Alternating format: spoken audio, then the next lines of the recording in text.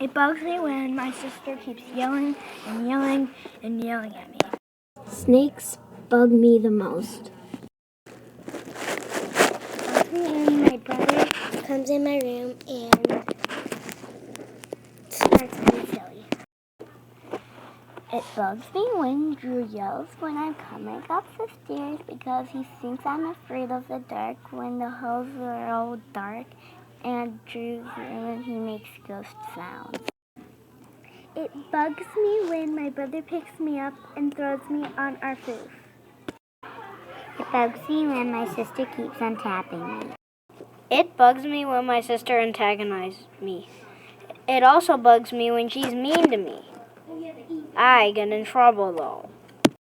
It bugs me when my sister is scratching me when I'm trying to do my homework. It bugs me when my sister Vivian yells dee dee dee dee dee dee.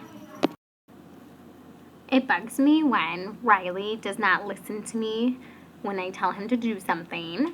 It bugs me when my students do not put punctuation marks at the end of their sentences or start their words or their sentences with uppercase letters.